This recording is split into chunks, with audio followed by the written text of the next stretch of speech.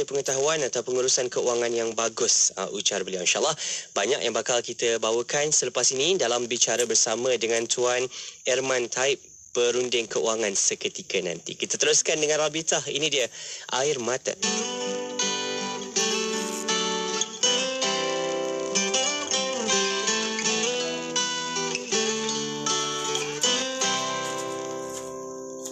Seperti biasa, air mataku mengalir semula. Tak tahu mengapa luka hatiku tak terubat jua. Mengapa diri tidak mengerti? Mampukah aku mengubah warna ini? Air mataku yang telah mengalir dan membasahi luka yang hanya sia-sia terperangkap dalam mainan jiwa. Hati berhenti kerana aku tersiksa.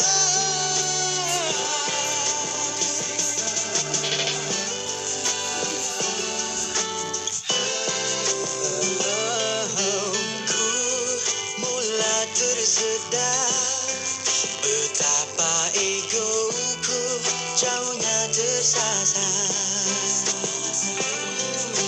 Ku buta tenggelam hanya bermain di panahnya dunia.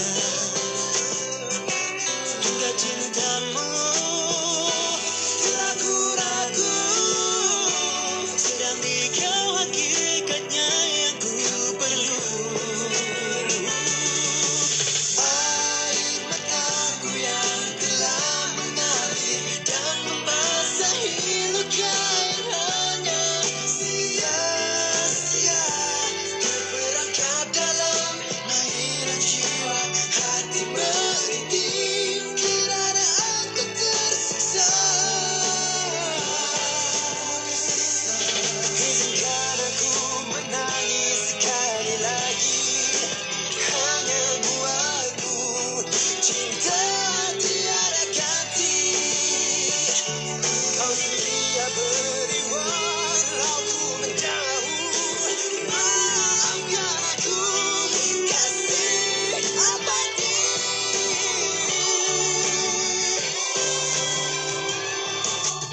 Air mataku yang telah mengalir dan membasahi luka yang hanya sia-sia terperangkap dalam mainan jiwa. Hati merintih kerana aku tersiksa.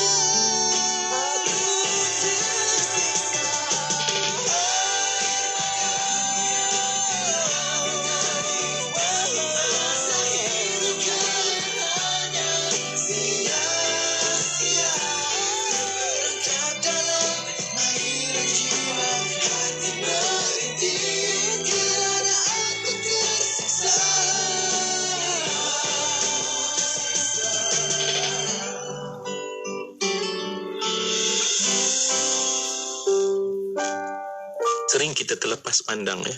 Apa yang kita terlepas pandang bahawa bila kita telah menunaikan haji, kita kata dah sudah-sudahlah. Sedangkan sepatutnya setiap masa kita berdoa pada Allah bagi orang yang telah menunaikan haji agar berdoa pada Allah, ya Allah, terimalah amal ibadah yang kami lakukan dalam ibadah haji dulu itu ya Allah. Walaupun mungkin dia pada 10 tahun yang lampau, mungkin ada orang pergi 20 tahun yang lampau, tetapi tanpa henti dia kena minta pada Allah, minta lagi pada Allah. Kenapa semua yang dikasih sekalian? Sebab Nabi menyebutkan bagi haji yang Allah terima tidak ada baginya ganjaran melainkan syurga Allah. Sebab syurga ni Masya Allah kita rasa benda yang tertinggi, tetapi sebenarnya benda yang terendah daripada bawah sayang dan redha Allah Subhanahu wa taala. Orang mengerjakan haji, dia disayangi oleh Allah, diangkat oleh Allah, dijaga oleh Allah. Jadi kalau kita dah pernah mengerjakan haji, jangan kita kata saya dah pergi 10 tahun, umurnya tahun ni tak ada kena-mengena. Jangan pernah berhenti berdoa agar amal kita itu diterima oleh Allah. Inspirasi, Inforia, Islam, semuanya diikim. Doa oleh anak autistik Adik Ashraf Zakwan Muhammad Zaini. A'udzubillahi minasyaitonirrajim. Bismillahirrahmanirrahim. Alhamdulillahirabbil wassalatu wassalamu ala asyrafil anbiya wal mursalin wa ala alihi washabbihi ajmain. Ya Allah, ya Tuhan kami, ampunkan dosa-dosa kami, ampunkan dosa ibu bapa kami, ampunkan dosa-dosa nenek kami, ampunkan dosa adik-beradik kami, dosa saudara kami serta kaum muslimin dan muslimat, mukminin dan mukminat. Ya Allah, berikan ketenangan pada hati anak-anak autism seperti kami. Ya Allah, berikan kesabaran pada hati anak-anak autism seperti kami. Ya Allah, berikan ketabahan pada hati anak-anak autism seperti kami. Walaupun kami OKU di dunia ini, janganlah Engkau jadikan kami OKU di akhirat nanti. Kami bersyukur dengan tugaan autism ini. Ya Allah, kami bukan ciptaan-Mu yang rosak atau tidak elok. Jika kesakitan yang kami alami, Kau sembuhkanlah. Jika kekurangan yang kami miliki, Kau cukupkanlah.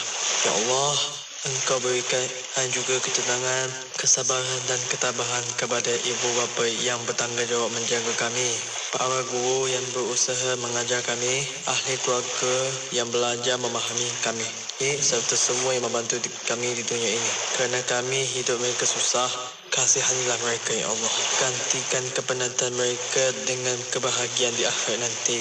Semoga hari kesedaran autism sedunia ini asbab untuk Engkau berikan hidayah buat mereka yang belum faham untuk menyantuni mereka. Ya Allah, jauhkan kami dari azab kubur dan azab api neraka. Kumpulkan kami dalam syurga-Mu nanti. Hanya padamu dapat kami meminta dan memohon pertolongan. Bantulah kami, Ya Allah. Bantulah kami, Ya Allah. Bantulah kami. Rabbana atina fid dunya hasanah wa fil akhirati hasanah wa qina adzabannar. Wa sallallahu ala sayyidina Muhammad wa ala alihi wasallam. Subhana rabbika rabbil izzati amma yasifun. Wassalamu ala mursalin walhamdulillahi rabbil alamin. Bismillahirrahmanirrahim. La hawla wa la quwwata illa billah. La hawla wa la quwwata illa billah. La hawla wa la quwwata illa billah. La hawla wa la quwwata illa billah. La hawla wa la quwwata illa billah. La hawla wa la quwwata illa billah. La hawla wa la quwwata illa billah. La hawla wa la quwwata illa billah. La hawla wa la quwwata illa billah. La hawla wa la quwwata illa billah. La hawla wa la quwwata illa billah. La hawla wa la quwwata illa billah. La hawla wa la quwwata illa billah. La hawla wa la quwwata illa billah. La hawla wa la quwwata illa billah. La hawla wa la quwwata illa billah. La hawla wa la quwwata illa billah.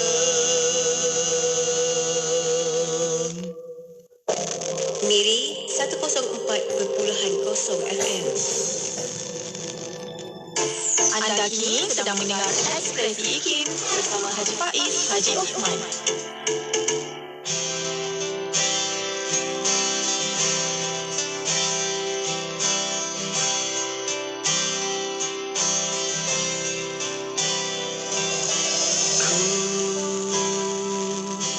Pejamkan mata, lupakan diri. Takkan ku biar air mata mengalir berpura seakan tiada apa yang terjadi di balik senyuman di bibir darah beku yang ku genggam pada luka semalam masih belum sembuh.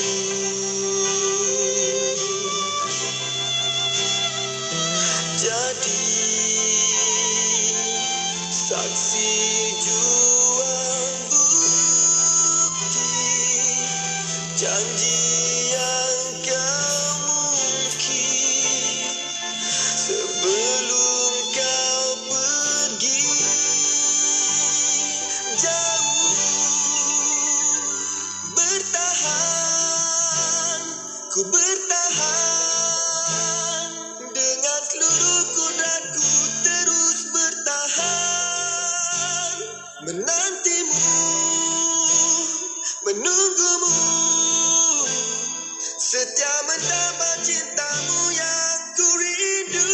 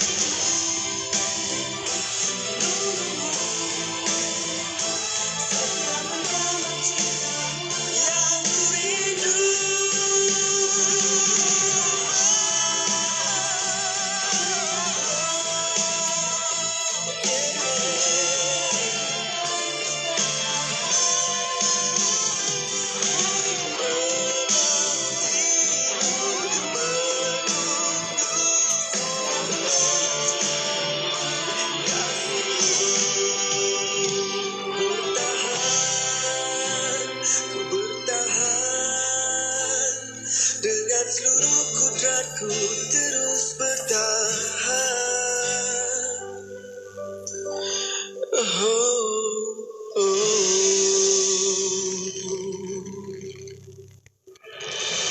Bicara bermanfaat berbagai segmen, rancangan dakwah setiap hari, lagu-lagu Islami sepanjang masa. Dengarkan di IKIM, Inspirasi Inforia Islami. Terus setia bersama kami di IKIM Inspirasi Inforia Islami. Assalamualaikum warahmatullahi wabarakatuh. Kembali untuk Ekspresi IKIM edisi Rabu. Kita bawakan kali ini khabar orang muda. Kita nak cerita bagaimana pandangan rakan-rakan kita hari ini, dan kita nak bicarakan satu isu yang dia bukan sahaja untuk orang muda tapi untuk semua. Cuma kali ini kita nak memberi tumpuan isu ini bagaimana ia memberi kesan langsung kepada anak-anak muda kita hari ini. Dan insyaAllah kita akan bicarakan tentang perangkap hutang jerat belia Alpa. Bagaimana isu hutang anak muda hari ini, dan kalau laporan-laporan akhbar yang kita lihat tentang isu beban hutang, tentang isu muflis, macam-macam perkongsian dan macam-macam cadangan demi cadangan untuk anak muda terutamanya. Kalau semalam. Okey, kalau semalam seramai 18,070 individu di Malaysia telah muflis dari 2020 hingga 2022 dan majoriti berumur 35 hingga 44 tahun. Dan anak muda perlu ambil perhatian juga kalau pengurusan keuangan tidak diberi perhatian dari awal, maka mungkin anda juga akan terjerat dengan isu beban hutang dan akhirnya menjadikan pertambahan angka kepada kes-kes muflis. Dan InsyaAllah bersama dengan saya dalam talian waktu ini kita bicarakan tentang perangkap hutang jerat belia Alpa bersama dengan Tuan Erman Taib, merupakan perunding keuangan bersama-sama dengan kita yang sering berkongsi pelbagai informasi di media sosial, terutamanya untuk menarik anak-anak muda kita lah, tentang pengurusan keuangan dan juga pengurusan aset yang lain, insyaAllah bersama-sama dengan kita dalam talian. Assalamualaikum. Waalaikumsalam warahmatullahi wabarakatuh. Sihat kita hari ini? Ya, DJ Faiz. Alhamdulillah. Alhamdulillah. Sihat. Alhamdulillah. InsyaAllah banyak yang bakal kita beri perhatian hari ini dan antara yang akan kita kupas berkaitan dengan perangkap hutang jerat belia hari ini adalah kalau semalam tajuk akhbar besar juga berkongsi di muka depan, perangkap hutang orang muda, BNPL. Apa BNPL? Beli dulu bayar kemudian. Seronok kan rasa dapat barang dulu tapi duit kita tak berkurang pun. Kan? Bagaimana pula dari faktor keuangannya, adakah ianya bagus begitu, adakah memang benar-benar kosong faedahnya, zero interest, tentang beli dulu bayar kemudian. Kejap lagi kita nak bicarakan panjang lah. Kalau anda ada sebarang komen, adakah anda pernah menggunakan transaksi ini atau anda sendiri rasa macam begitu berhati-hatilah bila tengok tawaran demi tawaran. Sekarang ni pelbagai platform dalam talian, e-wallet dan sebagainya menggunakan prinsip sebegini. Ada yang menawarkan prinsip-prinsip sebegini, cuma kita bimbang, kita risau kalau dah sekali terjebak dia akan berlaku. Adakah konsep beli dua bayar kemudian ni ada unsur-unsur ketagihan juga? Macam mana? Kita nak tahu jugalah Encik Erman awal ini berkaitan dengan perkhidmatan beli dulu bayar kemudian. Apa yang boleh kita faham berkaitan dengan tawaran-tawaran sebegini? Secara surface lah yang boleh kita tahu tentang beli dulu bayar kemudian. Okey Faiz, dia kalau cerita pasal hutang ni Faiz, dia adalah satu tajuk yang kita panggilkan sebagai tajuk yang evergreen. Okey. Sentiasa dulu pun dah ada hutangnya. Sekarang pun dah ada, cuma tak tahu interest, OPR semua tu, tu lain ceritalah. Dia nak ceritakan sebagai satu isu yang dari dulu lagi sentiasa menjadi tajuk utama, sentiasa menjadi masalah utama bagi rakyat Malaysia. Lagi-lagi yang membabitkan tentang kewangan peribadi, kewangan individu.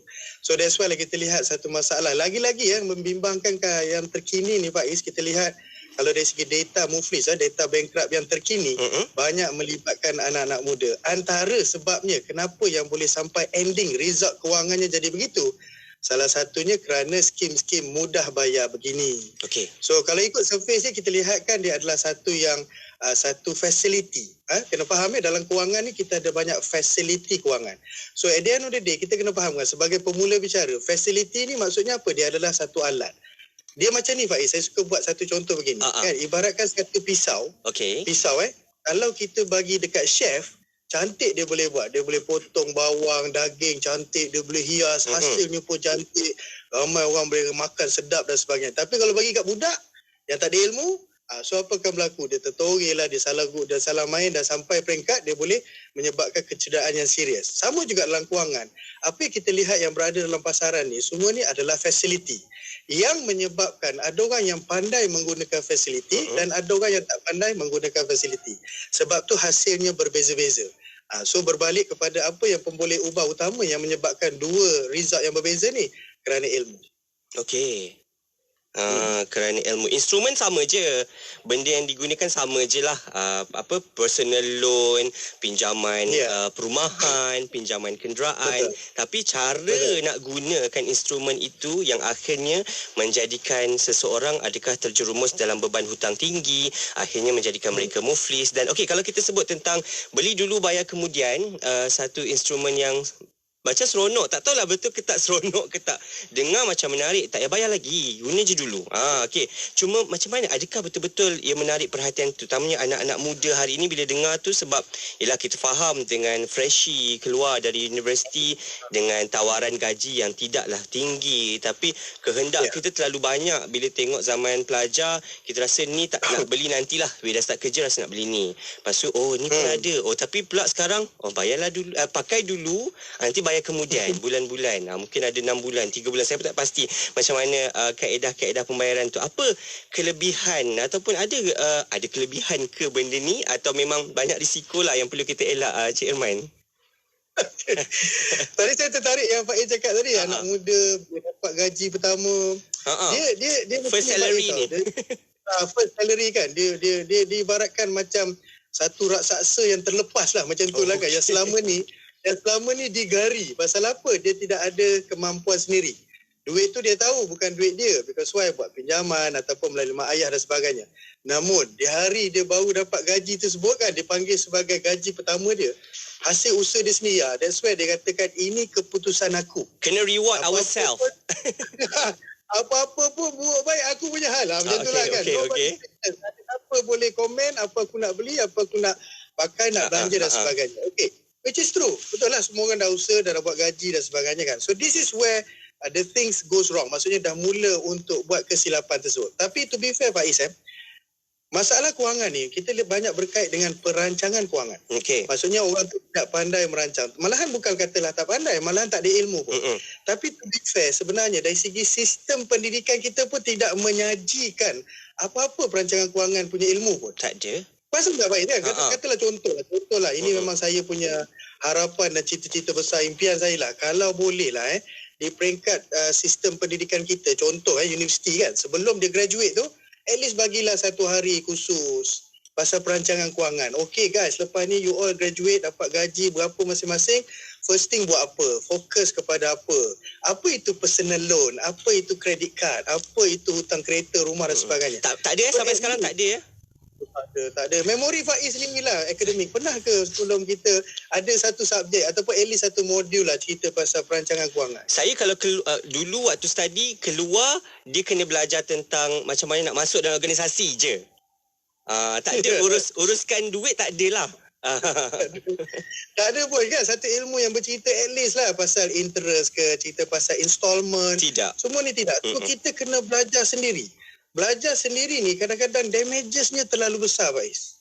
Berbeza dengan kita buat sesuatu dengan ilmu. Okay. Itu katalah somehow dalam katakan sebagai perjuangan saya, dia buat kursus, dia buat TikTok, video, buat live sebagainya kan. Cuba nak betulkan tapi dalam keadaan orang dah parah.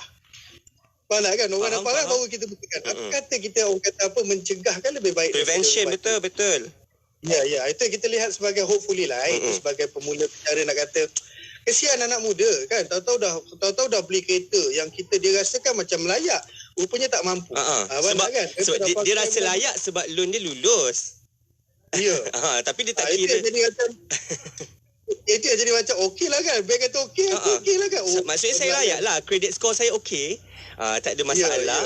Jadi itu juga sebab dia beli kereta bukan sekadar credit score, bukan sekadar lulus pinjaman kereta itu, tapi selepas itu aspek maintenance, nak isi minyak. Kalau kat KL dengan jalan highway ni ada tol, nak divert sebab banjir ada tol lagi. Jadi macam-macam benda lah nak kena fikirkan. Tapi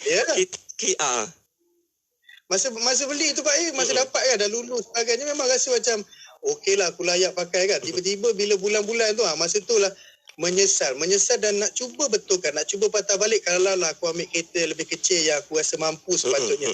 Tapi Faiz, nak betulkan keputusan ni, dia punya damages boleh makan 9 tahun. Betul. Kalau tak dapat nak betulkan, yelah loan paling maksimum tekan sampai 9 tahun nak bagi lulus kan. So itu yang membuatkan 9 tahun dia terpaksa merana, dan dalam keadaan itu telah membebankan peluang dia untuk menjana aset daripada gaji tersebut. Okey Faiz, kita berbalik kepada easy installment plan. Maksudnya kita bagi sebagai pemudah bayaran kan, bayar mudah. Kita dengar pun dengar mudah memanglah. Seronok lah. Kita tak nak susah. Tak. Tahu senang dapat, wah okey. Apa kelebihan dia? Semua benda, fasiliti di atas muka bumi Allah ni semua ada kelebihan, ada kelemahan dia. Kita lihat kelebihan dulu lah. Yang pertama Faiz kita nampak iaitu impian tercapai. Okey. Kan nak beli cash tak mampu. Kan tiba-tiba datang pula fasiliti, alamak terus boleh buat impian tersebut. Kalau tidak nak kena menyimpan kan, kalau tidak nak kena sabar, nak kena tak boleh sabar kan. Nanti kan kalau katalah handphone sebagai contoh kan. Nanti kan by the time aku simpan duit kan dah keluar model baru dah tak dah mahal lagi pula. Okey, yang kedua adalah dia jadi mudah nak bayar kerana dia menjadi bayaran yang lebih kecil. Okey, contoh kan satu handphone yang berharga 6,000 sebagai contoh lah kan kita ambil kan. So daripada situ nak bayar 6,000 tak mampu. So dia dah menjadi mudah kerana apa? Dah menjadi bentuk bayaran yang lebih kecil. Okey, satu. Yang kedua. Yang ketiga apa dia Faiz, iaitu kelebihan fasiliti ini adalah boleh beli banyak. Okey. Ya asal gaji saya kalau simpan-simpan boleh beli satu handphone. Sekarang ni saya boleh beli beberapa barang dengan easy installment plan tersebut. Kan boleh beli handphone, boleh beli ni. Sebab bayaran bulanan rendah tadi itulah kan? Ya, menjadikan himpunan bayaran-bayaran kecil. Okey. So this is where bila kita start melihat yang okey tak ada masalah. Lepas. Okey, try buat ni. Submit dokumen semua. Lepas juga. Okey, lepas. So, impian semua satu-satu tercapai. Alamak, baru kerja 3 bulan. Macam-macam dah boleh beli. Okey, sekarang kita lihat di mana keburukannya, di mana silapnya. Yang pertama, kita kena faham. Semua kita kena faham. Kedai ke, bank ke, mereka ni adalah businessman. Okey.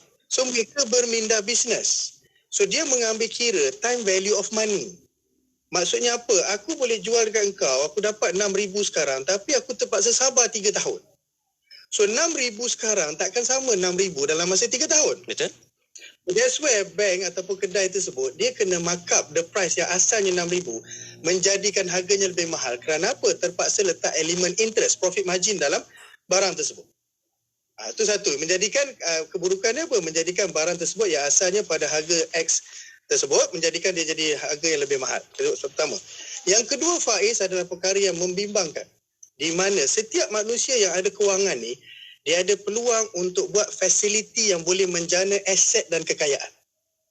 Sebagai contoh Faiz, kita ada gaji kan. So bila kita bawa dekat mata bank, kita ada kemampuan tertentu yang boleh melayakkan kita untuk membeli aset yang boleh menjana kekayaan. Contohnya beli rumah. Sebagai contoh. Kan kita beli rumah, contohlah kan Faiz, kita beli tahun ni 300,000. Okay. Lepas 5 tahun, ada peluang naik sampai 400,000, 350, tengok kawasan, tengok jenis rumah dan kawasan. So at least kita boleh bina kekayaan. Faham tak? Daripada hutang tersebut, dia membantu kita bina kekayaan. Tak payah penat simpan duit, tapi aset tu sendiri yang menjana kekayaan tersebut. Ini berkait rapat dengan DSR semasa kita. Okey. So kalau di mata bank yang baru kita sedar, baru nak beli rumah, baru nak menjana aset yang bina kekayaan, tengok-tengok dalam kita punya payslip tu bersusun installment lain yang kita dah pakai. So habis dia dah sebut apa yang dinamakan sebagai DSR, Debt Service Ratio, rasio kebolehan hutang kita.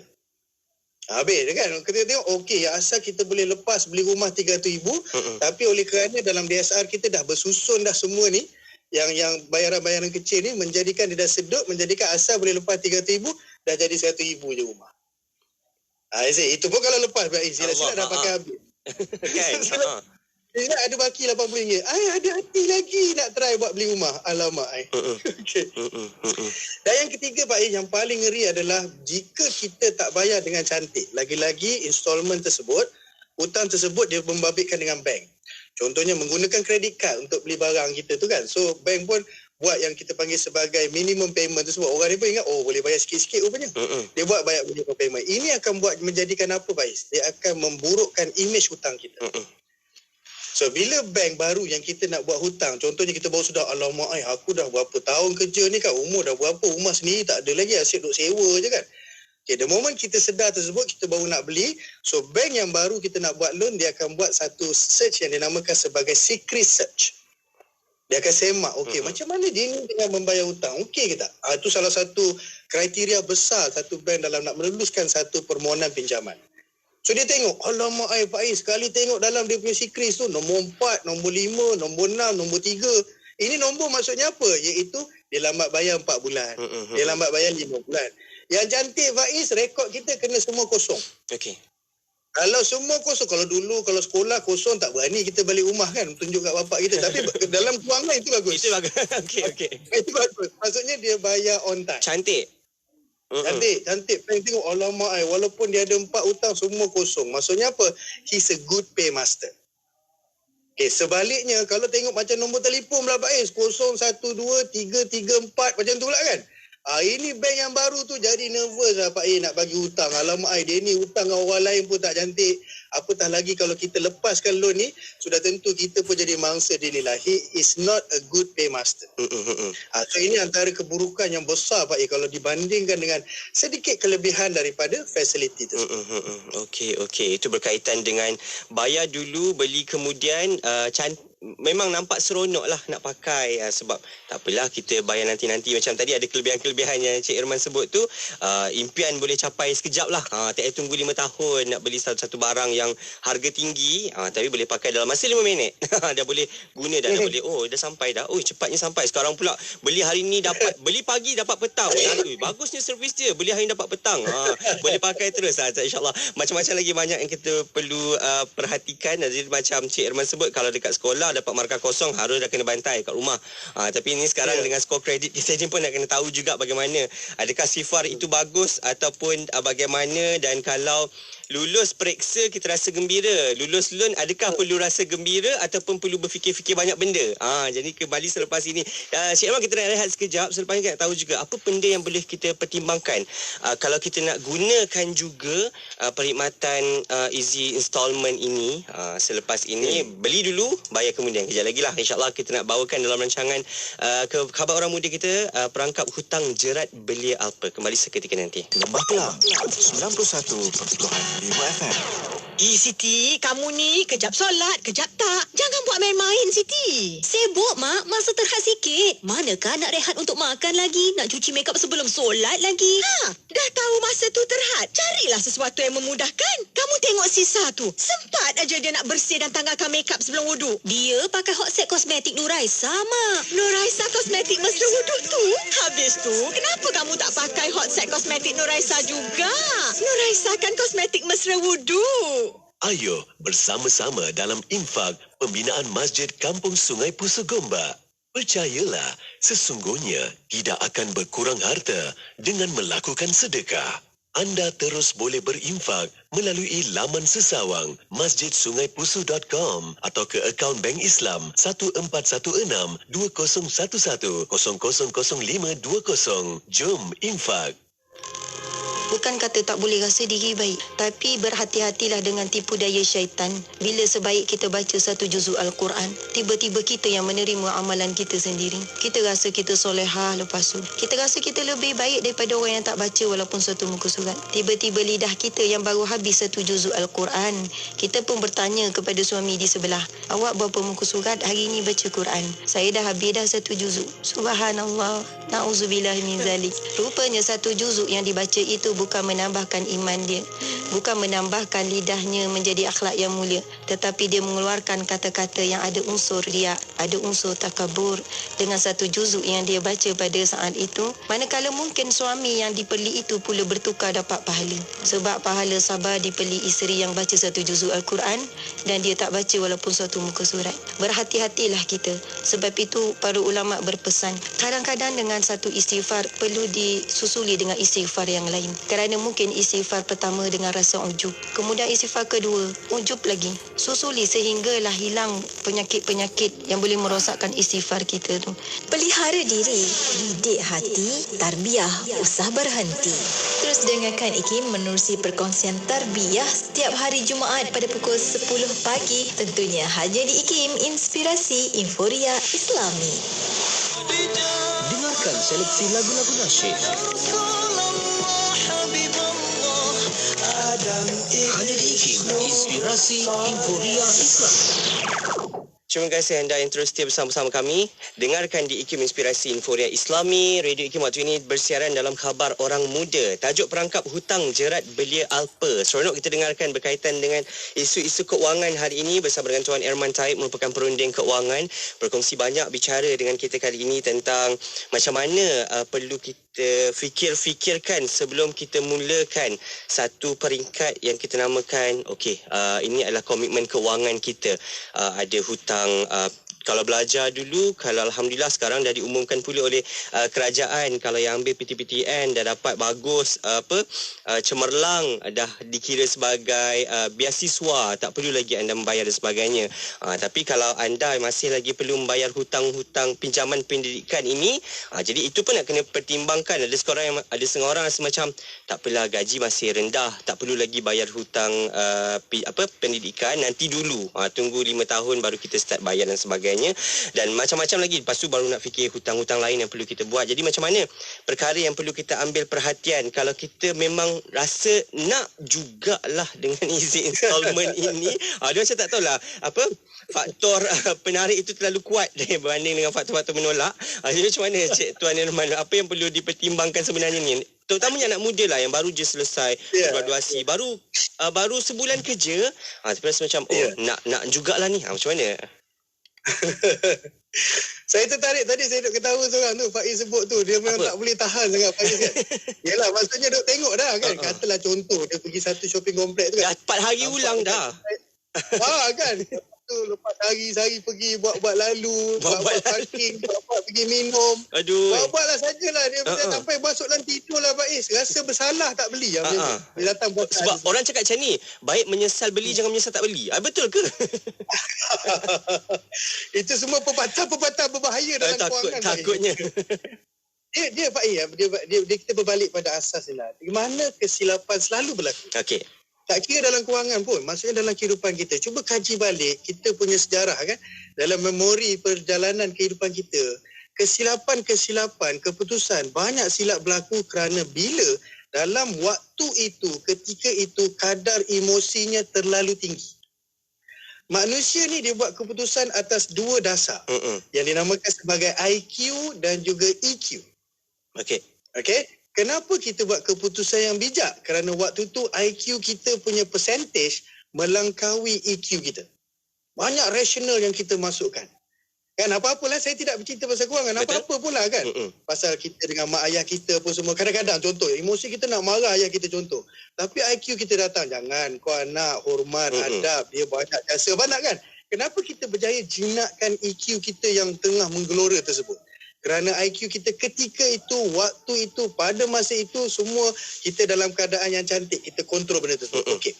Di mana kesilapan kewangan? Saya dah banyak Faiz. Ada yang datang coaching dengan saya, yang datang kelas apa semua. Dikaji balik sejarah kesilapan tersebut. Pada ketika itu, waktu itu, kerana EQ dia telah berjaya mengatasi IQ dia. Okey. Boleh faham Maksudnya apa? Pada ketika itu, contohlah dekat showroom kereta sebagai contoh kan. Alamak, bergelora betul lah dengan anak-anak semua. Katalah contoh ada anak kecil kan, selesa, kena pula dengan pengaruh daripada isteri. Contohlah kan, sebagai katalah contoh di kenderaan yang tak kena dengan kewangan dia kan. Alah belilah bang, nanti nak balik kampung senang kan. Nanti kan nak bawa mak ayah jalan senang. Dia kira balik dalam setahun, bawa mak ayah balik kampung rupanya 2 kali je. Faham tak kan? Sampai nak kena balik kenderaan semua. You feel me tak Faiz kan? Faham betul. Bila lihat balik kan, dia duduk balik kan dengan peserta apa semua. Kesian mak ayah. Jadi faktor dia beli tadi tapi guna 2 kali je. Aduh, takutnya. Ada setengah yang balik kampung katalah senang tuan nak balik kampung selesa apa semua. Okey, berapa kali balik kampung setahun? 4 kali. Perlu ke sampai beli yang kena bayar 12 bulan untuk balik kampung yang 4 kali tersebut? Ini persoalan-persoalan kalau IQ yang datang dulu. Okay. So okey lah, tak apalah. Kalau dah tak boleh tahan sangat Pak sampai orang kata apa tidur tu kan. Duk terbayang menutup kejap-kejap buka handphone. 5 minit sekali. 5 minit sekali tengok handphone, tengok dekat Shopee, tengok berapa jual apa semua. Tidur pun orang kata apa tengigau-ngigau lah kan. Handphone lah. Baik, ini sedikit panduan lah Pak yang selalu saya pesan sangat. Okey, baik. Yang pertama, kalau tak boleh tahan sangat boleh. Pasal again, kita cerita apa? Ini adalah facility. Ingat, facility ni dia boleh jadi 2 keadaan. Dia boleh membahayakan dan juga dia boleh jadi kelebihan. Okey, yang pertama, apa dia? Iaitu, satu tips iaitu, buat perancangan dulu. Okey. Maksudnya apa? Kira dulu sebelum hutang, bukan hutang baru kira. Maksudnya Pak macam ni tau. Okey, katalah, bismillahirrahmanirrahim, kalau aku beli benda ni, dengan installment sebegini, buat kiraan dulu. Because kewangan ni Pak dia the beauty of kewangan je lah, dia adalah matematik yang jelas. Betul. Simple matematik. Dia tak ada susahlah purata tu sin cos tangent tak payah. Kuasa 2 tak ada. Tangent apa semua tak ada. They're very straightforward. Income minus expenses. Dapat. Dan lebih tu net profit ataupun kita sebut sebagai savings kan. Biasa kita letakkan begitu kan. So dalam kiraan yang mudah itu, kita boleh kira. Jangan worry. Rasionalkan diri. Okey, contoh kan. Gaji saya 3,000 sebulan. Katalah anak muda ada peluang dapat gaji agak tinggi 3,000 sebulan. Okey, tolak dengan berapa yang kita bakal bayar sebulan itu. Okey, berapa yang kita bakal bayar. Contohlah, kalau aku dah jadi ambil benda ni, sebulan aku kena bayar 100,500. Okey, tolaklah. Okey, tak adalah 3,000 tolak 100,500. Ada lagi 2,000, ada 2,850. Banyak lebih, sabar. Masuklah kiraan lain lagi. Nak bagi mak ayah lah, nak makan, nak bayar rumah sewa. Rasa-rasalah on paper pun dah nampak tenat. Rasa-rasalah kalau on paper pun dah nampak syahdu kan. So maksudnya apa? Dia memberi signal pada kita yang sebenarnya kita tak layak nak beli benda tu. Walaupun on paper, kalau bawa pergi kedai, bawa pergi kat bank, benda tu kita boleh lepas. Sebab itu saya selalu kata start dulu, buat kira-kira dulu baru keputusan datang. Itu yang pertama. Cantik apa kalau kita relax, tenang, kira. Dekat situ kita punya IQ dah ni mula. Kita datangkan IQ dulu ni. Ya. Dekat situ Pak kita mula menjinakkan EQ kita. At the end of the day, kita hanya bertanding dengan diri kita je Pak Tak ada pun siapa pun. Orang lain boleh pengaruh. Tak ada siapa paksa pun. Tak ada siapa letak pisau. Tak beli siap. Macam tu. Tak adalah orang kedai tu kan. Saya tengok awak ni kan dah 5 kali sehari lalu. Kali ke-6 awak lalu, saya pukul awak. Contohlah, tak ada. Ataupun asyik tanya je kan. Awak ni tanya. Bila nak beli? Tak ada. Jadi orang kedai dia buat tak tahu macam tu. Okey, yang pertama So, bila kita rasionalkan kiraan, that's why kita punya minda sedar kita akan mula bagi tahu yang, yelah, nanti besok-besok kan saya ingat aku ni nak membayar ni. Saya silap aku kena kurangkan allowance mak aku. Apa tak kan? Dekat situ kita dah mula syahdu, kita mula fikir balik, tak nak lah, aku nak bagi maintain mak aku. Kalau boleh nak bagi lebih. Itu sedap. Maksudnya apa? IQ kita dah mula padu tu. EQ kita dah mula slow dah suara dia kan. Yang asal, beli, kau boleh layak lah, kau mesti padu lah, lepas ni cantik, bergaya kau pakai. Ini EQ ni. So, the moment IQ datang, dia dah mula menjinakkan EQ yang bergelora tadi. Okey, baik. Yang kedua, kita kena faham, Pak Izzah, kita kena faham, bila kita layak, bila kita lulus loan kita tu, tidak bermaksud kita mampu. Okey. Kerana apa? Bank ataupun kedai, dia tak tahu. Yang dia tahu adalah kiraan DSR, kalau kata bank. Yalah kan, kau gaji 100%, okey, 70% kadar kebolehan hutang sebulan. Maksudnya, gabung-gabung installment, okey, 70% layak. 30% untuk makan. Bank tak tahu tiap-tiap bulan kita bagi duit ke mak ayah kita. Bank tak tahu, kadang-kadang kita ni adalah seorang abang yang jaga adik-adik kita yang masih sekolah. Faham kan? Bank tak tahu berapa rumah sewa kita. Tak tahu. Yang dia tahu 30% kau boleh hidup. Kan? Kalau 3,000, 30% 900. Bank tengok okey, 900 boleh hidup, boleh makan, pakai apa semua. Bank tak tahu kita duk menolong, katalah contoh adik-beradik kita yang masih lagi, katalah ada yang jenis anak kecil yang sakit apa semua, bank tak tahu semua ni. So dekat situ kena tenang dulu, walaupun layak tidak bermaksud mampu. Okey, last lah Pak Is, kalau kata tak tahan sangat nak beli juga, okey, ni tips terbaik saya boleh bagilah. Okay. The best of best, Pak Is. Okey. Iaitu apa dia? Tolak dulu, maksudnya macam gini. Kalau saya beli benda tersebut, saya kena bayar 300 sebulan. Contoh. Okey, selama 6 bulan. Okay. So, what do you do is that, apa kita buat adalah, tolak dulu baru beli. Okey. Maksudnya apa? Selama 6 bulan, cuba tahan. Maksudnya gaji 3,000, okey, 300 ni letaklah bank lain. Siap. Asingkan siap. Ibaratkan membayar. Contoh kan, maksudnya katalah contoh gaji kita masuk Maybank. Sebagai contoh kan, 3,000 kan. Okey, 300 ni masuk CIMB. Anggaplah dia hangus. Cuba bertahan dengan 2,700 tu. Okey. Kan, kalau 2,300 rasa tenang apa semua, janganlah pergi cedok duit sana. Tak ada. Dia tambah eksperimen tu. Bulan ketiga, dah banyak pula kat sana. Eksperimen tu jadi tak ada. Tak boleh. Okey. So, katalah contoh kan, easy payment plan kan biasa 6 bulan, setahun dan sebagainya. Okey, cuba bertahan. Cuba tengok. Cuba test lah orang kata. Cuba try test. Begitulah kan. So, 3,000 masuk 300. 300 tolak. Ibaratkan membayar. Barang tak ada lagi bayar. Tengok 6 bulan eksperimen cantik. Betul. Aku telah mengesahkan yang kewangan aku, kalau aku buat hutang ni tak ada masalah. Itu kalau dah ni lah sangatlah memang tapi eager. Orang kata apa sampai peringkat boleh tengok muka orang pun nampak benda tu lah. Orang cerita benda lain pun keluar benda tu kan. Kau tahu tak pasal tak boleh tahan sangat. Okey, itu antara indikator-indikator yang perlu kita pertimbangkan bagaimana hari ini perlu kita bijak berbelanja. Dan macam Cik Irman sebut tadi awal tadi berkaitan dengan kita nak cegah dulu sebelum kita terjebak.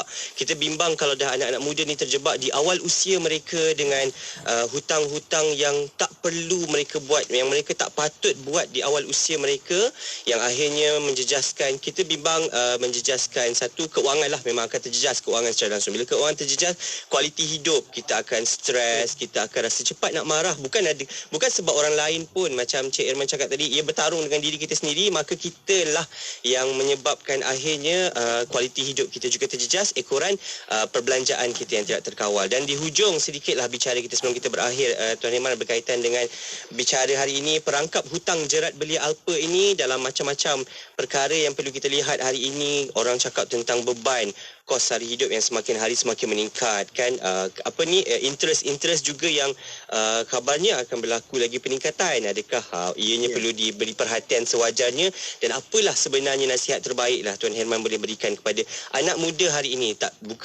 Dia bukan cerita anak muda lah, ini pengajian sepanjang hayat lah, sampai habis usia kita pun kita kena belajar tentang macam mana nak uruskan keuangan dengan baik, sebab dia akan ada satu masa yang akan datang keadaan-keadaan terdesak, emergency, kecemasan yang perlu melibatkan keuangan hari ini. Macam mana Tuan Herman nasihat untuk semua dalam kita berbelanja secara bijak agar tidak terjejas kualiti hidup kita hari ini? Okey, baik. Terima kasih Faiz. So berbalik pada tadi Faiz, berkenaan dengan emosi, berkenaan dengan apa semua, dan satunya kita lihat kewangan ni dia macam kesihatan tau Faiz. Okey. Kewangan ni macam kesihatan. Kita boleh kenal pasti yang kita ni ada kewangan yang demam ke ataupun tenat ke ataupun ICU. Okey. Dia macam kita lah Pak Macam kita kalau kata kesihatan, kan kita pegang dahi rasa panas hari ni. Rasa cakap pun dah mula serak-serak apa semua. So kita boleh buat apa yang dinamakan sebagai medical check up. Okey. So doktor melihat daripada simptom tersebut, doktor diagnose, awak tak sihat Faiz, awak hari ni kena rehat ni, kena MC. Okey, sama juga dengan kewangan, kita boleh buat apa yang dinamakan sebagai financial check up. Ya boleh, kita boleh ukur. Itu bila kita ada simptom-simptom tu lah Faiz. So anak muda sekalian, siapa-siapa yang menonton ni nanti, iaitu dalam keadaan itu, kita boleh lihat apakah simptom tu ada tak kat kita. Contohnya simptom apa? Ada tak simptom ni? Contoh, kita sedih dengan gaji kita. Maksudnya apa? Gaji kita tu okey, tapi bila dah tolak-tolak hutang, tinggal banyak ni je. Dia macam orang cakap gaji tumpang lalu je dekat bank tu. Dia macam, mana pergi? Macam tu lah kan. Dia tak ada istilah macam, aku rasa gaji aku ni tak berkat. Abang, aku tak tahu. Tiba-tiba tinggal sikit. Tak payah. Tak ada. Tak berkat. Hilang ke panas ke tak ada. Tak ada orang curi, tak ada. Itu semua adalah keadaan taktikal kewangan kita sendiri. Kita yang buat keputusan, kita yang lalu akibat dia. Jadi, itu antara kita kata simptom-simptom lah kan. Kita rasa hutang-hutang kita ni terlalu liar. Hutang ni dia ibarat satu binatang tau. Okay. Saya suka simulation dengan binatang. Kalau dia jinak, dia boleh something yang menjadikan manfaat pada kita. Kalau dia buas, dia meliar dalam income kita tu. Dalam statement bank tu, koyak. Tinggal RM8. Alamak, sampai hati kau bayar hutang. Alright, kena pula yang lagi kronik itu dah lah hutang, dah lah tenat. Hutang pula. Alamak, ini simptom-simptom yang kalau kita katalah, Faiz, contoh kalau orang tu tak sihat sampai meleleh darah kat hidung kan. Kau pergi check boleh tak? Kau pergi doktor boleh tak? Kau ni lain macam ni, something wrong ni. So meaning that, apa nasihat saya nak bawa dekat sini, itu tuan-tuan perempuan, anak-anak muda dan sebagainya lah yang dapat peluang untuk dengar nasihat kita dalam sharing ini dalam masa yang sedikit limited ni, iaitu yang pertama ialah sekiranya kita ada simptom dan kita mula sedar, okey kan, the first thing is always kita kena sedar. Macam ada orang demam lah, kata Pak Is, awak demam ni Pak Is. Tak apalah Man, tak ada masalah. Kata, elok je ni. Kan, rasa kuat macam lawan kan. Kalau kata hutang, kau banyak hutang, betulkan balik. Tak ada apalah, apa masalah kau, aku okey je kan. Bukan duit kau pun kan. Sama juga kalau cakap tak demam, aku yang demam, kau apa masalah. Jadi kita jangan. First step is always apa? Tengok balik kewangan kita, kita susun balik. Susun apa Pak Is? Income and expenses kita. Itu je. Paling mudah nak kira. Kita pun jelas berapa income kita, berapa expenses kita. Tengok balik berapa net dia. Okey, kita tengok balik ini net yang tak handsome. Orang kata apa? Net ni yang terlalu kecil. So maksudnya apa? Kita dah sedar, kita ada simptom, kita ada penyakit. Semua penyakit ada ubatnya Faiz kecuali mati. Okey. Malahan dalam kewangan sekalipun. Okey? So yang pertama apa dia? Kita dah sedar. Bila sedar kita dah buat silap. Yang kedua apa Faiz? Taubat. Taubat. Sama juga kita manusia alpa. Memang Allah jadikan kita hamba yang lemah. Ada je aib silap yang kita buat. Allah sorokkan pada orang lain. So first thing kita buat apa? Aku sedar aku buat silap dan aku taubat. Taubat ni kena taubat nasuha Faiz. Taubat nasuha darjatnya apa? Iaitu kita berjanji pada diri kepada Allah kita tak nak buat lagi. Betul. Sama juga dalam hutang kewangan pun begitu juga. Cantik dia punya simulation kan. Maksudnya okey dah lah kesilapan. What is done cannot be undone. Tak boleh buat apa pun. Okey, yang penting jangan buat lagi. Janganlah kita dah tahu tenat ni kan. Just lagi tak boleh tahan. Ada handphone baru keluar. Beli lagi. So itu yang kedua. Okey, taubat yang kedua. Nasihat saya yang kedua adalah taubat. Yang ketiga adalah mula lihat dan mula mencari ilmu menyelesaikan hutang. Apa-apa kita cuba untuk jinakkan ilmu, pasal kita kena faham Faiz, bank adalah memberikan fasiliti. Kita boleh outsmart fasiliti tersebut. Oh banyak baik kalau nak cerita dalam satu kursus seronok kita boleh belajar. Apa dia? Bagaimana hutang semasa dengan kita guna fasiliti bank boleh jinakkan hutang kita. Yang asal kita patut bayar 1,800, kita guna fasiliti lain boleh turun sampai 900. Boleh, semua tu boleh. Semua ada ilmu. Tu kata tu, semua penyakit ada ubatnya kecuali mati. Betul. Ya, make sense. Dan yang terakhir sekali Pak Is, iaitu bila kita dah faham, kita dah jinakkan hutang, kita dah taubat, mula fokuskan keupayaan dan peluang kewangan kita tu untuk bina aset kekayaan. Oh tak ada dah. Lepas ni nak buat hutang, tengoklah. Hutang ni dia depreciate ke dia appreciate? Macam tu. Faham Pak Is? Maksudnya dengan aku buat hutang ni, adakah dia akan menggandakan kekayaan ataupun akan merana aku tiap-tiap bulan pasal nak melayan dia? Macam tu. Itu yang sebagai nasihat terakhir dalam himpunan pembelajaran hari ini. Terima kasih banyak Tuan Irman. Sikit tapi padat, banyak ilmu yang dapat kita kongsikan bersama. InsyaAllah kita harap semoga bermanfaat. Dan saya harap rakan-rakan kita ilmu-ilmu ini kita boleh kongsikan. Dan sikitlah sebab Tuan Irman kerap berkongsi di media sosial. Macam mana kalau kawan-kawan kita nak mengikuti Tuan Irman di media sosial ni? Hari ni pendek sangat ni, macam kita bagi teaser lah sikit.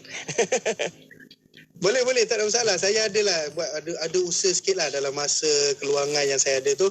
Ada buat video, ada buat live. Semuanya dalam nama yang senang Pak. Dekat TikTok ke, dekat Facebook ke, dekat YouTube ke, menggunakan nama yang sama, Irman Taib. Jadi pergi mana-mana pun kalau nak cari, boleh jumpa lah. Melainkan kalau ada Irman Taib yang lain tu yang rupanya kurang handsome sikit tu bukan. Tu clone lah. Itu clone. Boleh bezakan je.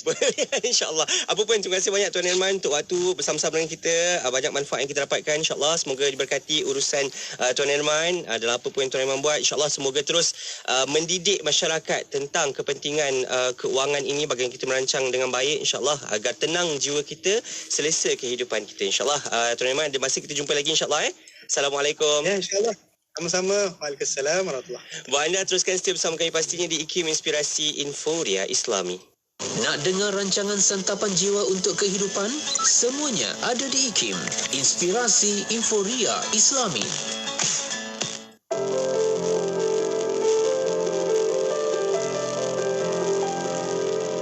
Dekat terbenam suria, berbisik suara, hayalku terjaga saat ku bermula hingga ku terlupa di mana batasnya. Baru kini aku sadari hidup yang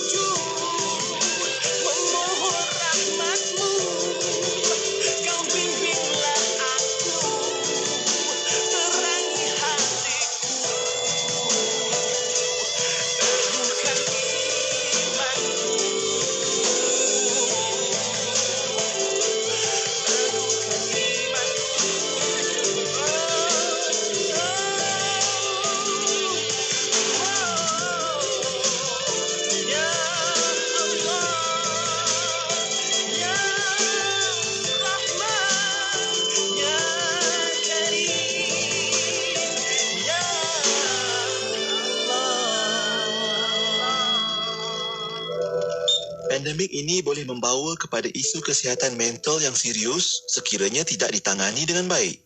Mari kenali tanda-tanda kemurungan. Berlaku perubahan sikap dan tingkah laku individu, sentiasa kelihatan sedih dan murung. Hilang minat terhadap aktiviti yang biasa dilakukan.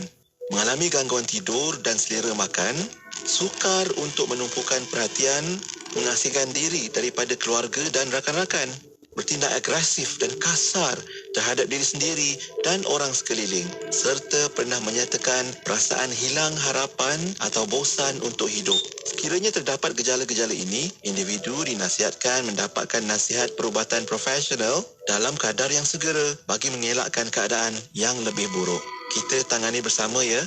#KitaJagaKita. Rasulullah sallallahu alaihi wasallam bersabda, barang siapa yang Allah kehendaki kebaikan baginya, maka Allah akan memahamkannya dengan agama.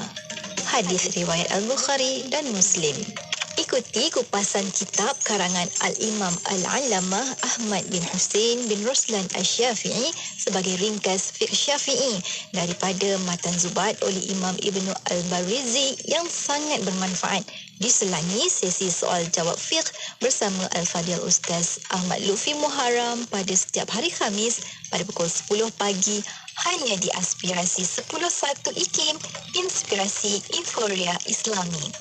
Nazam Safatul Zubat, rahsia keberkatan pada keikhlasan niat pengarangnya, memartabat mazhab Syafi'i dalam ilmu tauhid, fiqh dan tasawuf. Tawaran menarik. Radio IKIM membuka ruang dan peluang kepada para penaja untuk memperkenalkan produk dan perkhidmatan kepada lebih 1 juta pendengar seluruh Malaysia. Jom tingkatkan penjenamaan syarikat anda melalui pengisian rancangan menarik bersama tawaran iklan percuma sepanjang tahun. Rebut peluang ini dan nikmati pelbagai faedah penajaan yang sangat berbaloi. Hubungi 017-345-2564 atau 012-686-9236. Kami sedia membantu anda. Radio IKIM membawa kepada anda lagu-lagu nasyid terbaik. Aku hanya tetap untukmu, biarkan cintaku hanya kekal di mana hati tak tergoda, di celah terhias seri warna.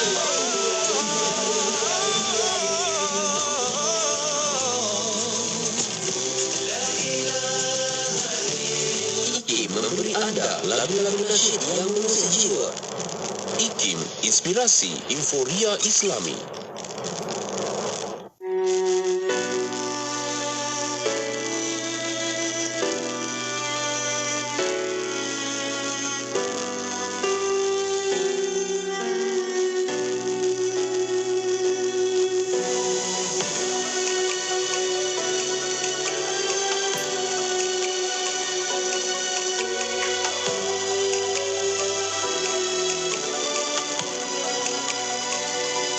Terjalar pelangi diiris gerimis, senja pun merangkak menutup mentari, terbias warnanya kewajaran.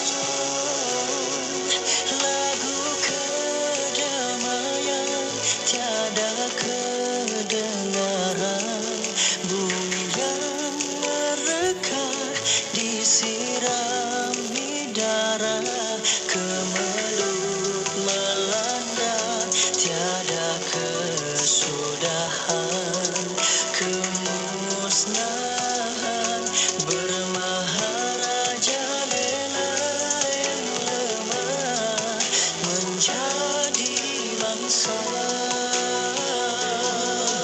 Anak-anak kecil menggoncangkan ibunya yang lemah lunai, tak lagi bernyawa, derita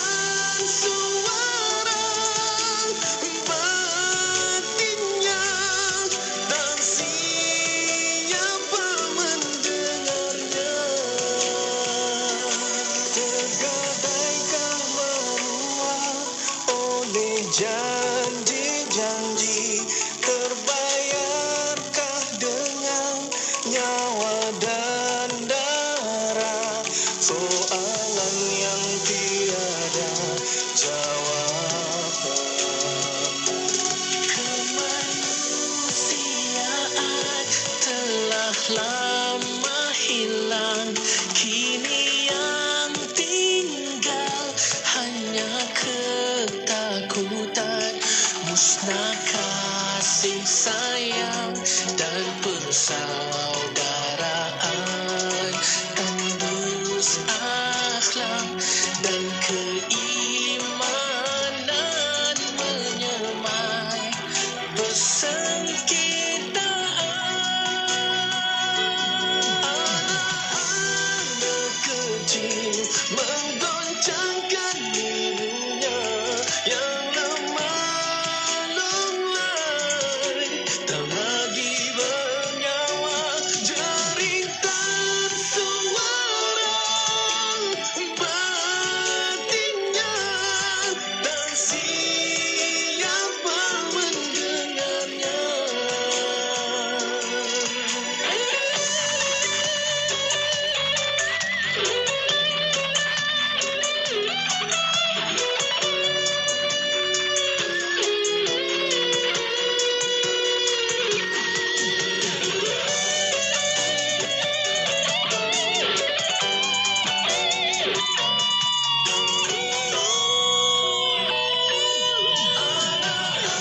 Anak kecil menggoncangkan ibunya yang lemah lunglai, tak lagi bernyawa, jeritan suara batinnya, dan siapa mendengar